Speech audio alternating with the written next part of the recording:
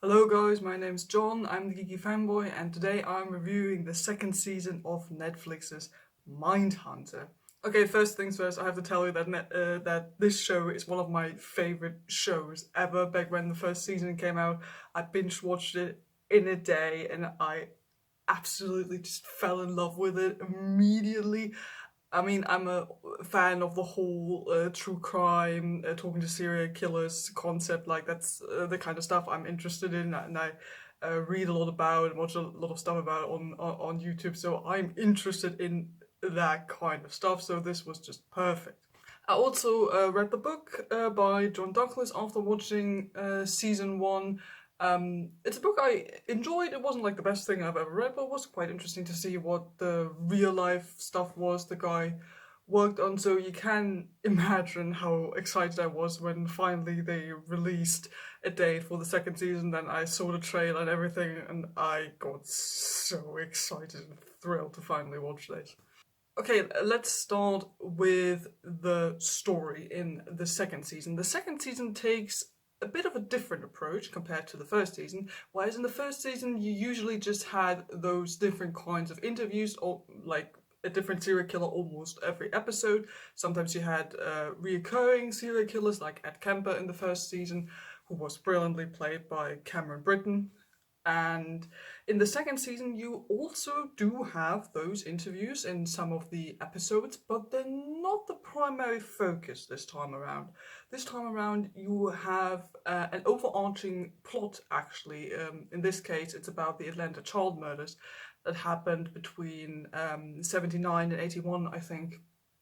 So in the first season, you didn't really have that. Sure, you had some cases they worked on, but they usually figured them out after a couple of episodes. But this time around, it's a whole thing that gets resolved only at the very end of the season.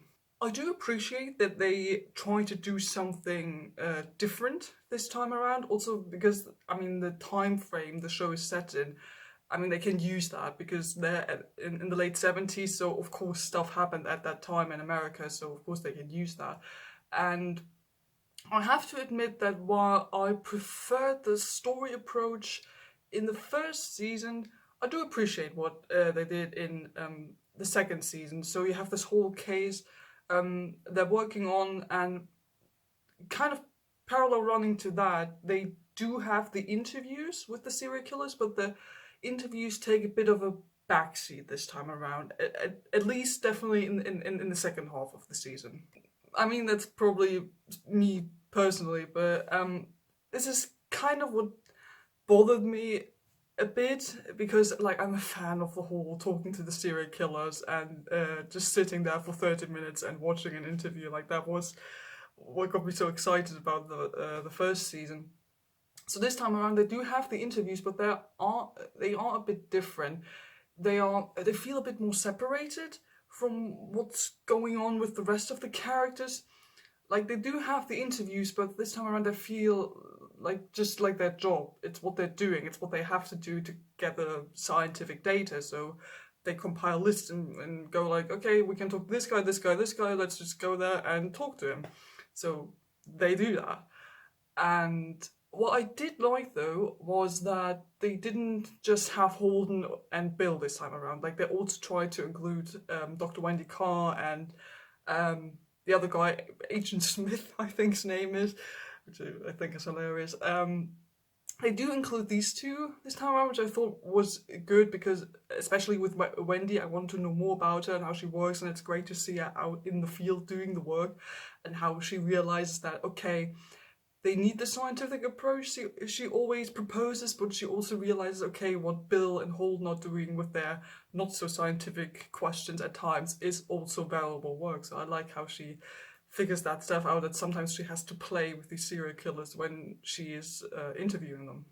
Agent Smith, I thought, was also kind of interesting because you can see that he is part of the group, but not really. Like, he always gets excluded a bit when it's all about the office and the business and the politics in behavioral science unit. And I thought it was interesting. I don't know if there's gonna be a third season. I think they're gonna approach this because he always kind of glances at the rest of the group when he gets excluded, and he doesn't really feel like he's a proper member of the group, I feel sometimes. And that he not always, but often gets disregarded or something, especially because of the whole betrayal thing that happened at the end of season 1, which does get addressed. I thought it was good. It does get addressed. So I'm interested in as to see how his storyline is going to develop in the future. So yeah, the serial killer interviews do take a step back, but I thought they are nevertheless the most interesting part again about this show. And at this point, I also have to just say how much I love the casting department of the show. Like the actors they get for those people who play the serial killers, they are able to like portray them in such a realistic way that when you watch the actual interviews, because some of them are on YouTube, you realize, holy shit, not only do they look so much alike, but they get all the mannerisms and the way they speak, they like down to a detail, like to a science. Especially the guy they got to play, David Berkowitz. He was very interesting and very good. And of course, in I think it was episode 5 when they go to talk to Manson. That was probably my favorite episode, because at first they are like, Manson doesn't want to come out of his cell, and they're like, well, can we talk to Ed Kemper since it's the same prison? So they go talk to Ed Kemper for like 5 minutes beforehand. Unfortunately, it's Ed Kemper's only appearance in the show, but it was nevertheless quite interesting because he was kind of my favorite character, if you can say that, in the first season. I also like the attention to detail in that regard, because when they go talk to Kemper for 5 minutes, they walk in on him recording audiobooks, which is something the real Kemper does or has done. So I thought that was quite cool. And then they go talk to Manson, and just the actor who plays Manson in this entire dialogue scene is so good. That's what the show does best. Just sit down with those people and talk to them for 20 minutes, or just let them talk. Like Manson obviously talks a lot. There isn't even a lot of dialogue. It's just him talking to Bill and Holden. And that was so fascinating. And also, especially with this interview, you could see how this time around, they used the interviews a lot more to also support character development, or support subplots that happen with other characters. Like I said, especially in the scene with Manson, you can see how it supports what's going on with Bill in the background. So there's always a lot of tension or some underlying interest for other characters, and I thought that was a good idea for those interview scenes. So the other half of the season, plot-wise, is, like I said, the Atlanta child murders, and it was quite interesting, even when, like me, you already kind of know what happened and who turns out to be the murderer and all that. But I thought it was quite interesting to see how the politics and the socioeconomic stuff and all those kinds of things, how they work behind the scenes, so that sometimes you do get frustrated along with Holden and Bill, because you're wondering, why can't they just do their job? They just want to catch this guy who kills children, and all the politics make it so hard for them. Especially the scenes when Holden goes to speak with the mothers of the children, I thought were always quite interesting and very, very intense. And there is a very brilliantly made scene. I don't remember which episode, but it's in Atlanta, and it's during a march where the entire black community, led by the mothers of those children who got murdered, lead a protest, a march through the town. And Holden has to get to the church first because he wants to put up a cross. And when you watch this scene, it's just the cinematography, the music, the editing, so good, so good. Yeah, like the entire storyline, I thought was interesting, because you get to see them work in the field, like doing some actual detective work, and see how they apply the stuff they have learned, which I think is good. Like I said, the different approach is good, because that way they don't always do the same thing every season. So yeah, that's good. Like for me personally, I just prefer those interviews with the serial killers, but nevertheless, I thought the investigation was very interesting, especially like the last episode, when you already kind of know who did it, but they have to like get around the politics and everything, and you get frustrated along with them because you think it must be him. It just must be. Why can't they just get to him? And the frustration, everything. There was some good writing there where as as the episode goes on, you're like, oh my god, how is this taking so long? It's obviously that guy. So those are like the two main things of the interviews and the Atlanta child murder storyline. But what I thought was also very well handled were all the subplots you had, because I was surprised how many subplots there were in this second season. Like we don't really focus on Holden this time around, at least not as much, because we had his whole relationship thing with that girl in the first season. So this time around, it doesn't really happen. You have his panic anxiety attack thing that happened at the end of last season, and that does get addressed at the beginning of this season, but unfortunately, at least that's what I thought, it doesn't really get picked up after that. Like, they do address it, and they say, here, you get some drugs to take if it happens again, and Bill and Wendy look out for him if it happens again, but it doesn't really come up again, which I thought was a missed opportunity, because I waited the entire time. I waited for him to like freak out during an especially tense interview or something, but well, who knows.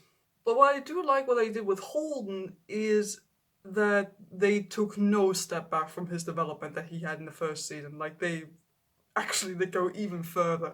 Like, just as expected probably for people who have watched the first season, Holden in the second season is very much this pretentious, all-knowing twat who just can't shut the hell up. Like, he's still mostly likable, but I like that they took this step and said, okay, no, he is this kind of pretentious prick who knows all these things, or thinks that he knows all these things, and gets them out, and doesn't like when he gets disproven or people say, oh, I'm not sure if that's correct, and he gets really upset about that, and he always thinks that he's the smartest person in the room. And I like that they kept that, and even dialed up to almost 11, because I think that's very realistic, and it's also sort of close to what the actual guy John Douglas is like. Like, when I read the book, I didn't really perceive it as much as others did, but you could definitely see that the man has a certain amount of self-confidence, let's put it like that, and you could see that with Holden very well in this second season, and I do like that they kept that, but also still try to make him likable, where you still see, okay, he's a hardworking man, he just wants to do this thing because he knows this is important work, and people don't always believe what they're doing, but he's just trying to make things right, especially like with the mothers during that Atlanta child murder storyline.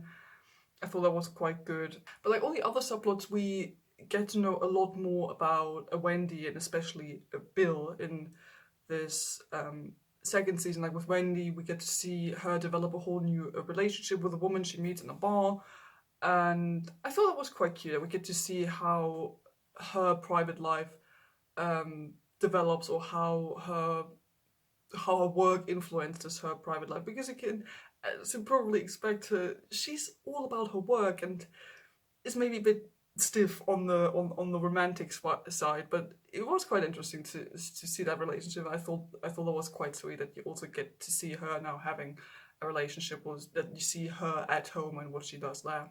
Now, the most interesting subplot, and this was definitely what happened with Bill and his family. Like, there's like a murder in his neighborhood, kid got killed or something, and I thought, oh, do we have like another, like a second or third murder mystery now? But no, not quite.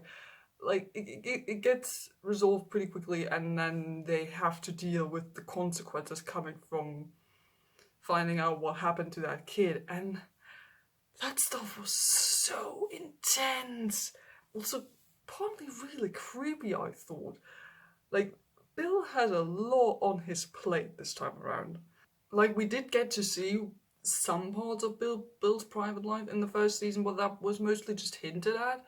That his child was very quiet or something, and that he's adopted and everything, but it didn't really get to see much of what was going on there. But like this time around, they do build on that a lot. Like, they used the first season sort of as a setup, and now they build on that, and there's a lot of stuff going on in Bill's family, and I do appreciate that they this time around they said, okay, we're not going to focus on Holden so much, we're going to look at Bill, because damn, I just want to hug him.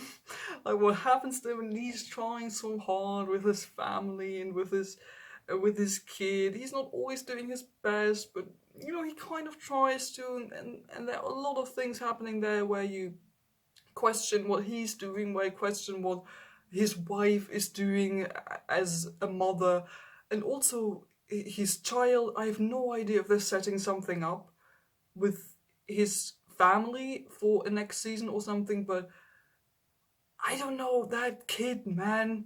That kid, I don't know if there's something going on there, but I thought that was quite interesting, and again, a very good way of kind of combining the work Bill does with what's going on with his family, so you can kind of see how this stuff bleeds over in all different parts of their lives.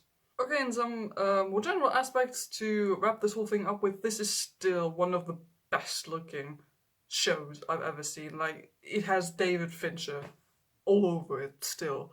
Like, I think he directed 3 of the episodes or something, but like, I think he took a look at his creative advising all of the episodes. Like, it looks like David Fincher, it feels like David Fincher. And I love David Fincher's work, so you can imagine that I do love watching this. And like I said, the cinematography again is absolutely gorgeous. The way it's edited, it just feels very good. Also, the music again I thought was quite interesting, because it always reminds me a bit of Hannibal, where the music isn't really quite music. It's more like a noise thing. You don't really have a melody, a clear melody or anything. It's more like noise that makes you feel certain things, like especially during those on edge tense scenes. The use of music in this is very, very good, where you really do notice, oh, something's happening, or I'm starting to feel uncomfortable here. So yeah, that was brilliant as well. Editing, wonderful.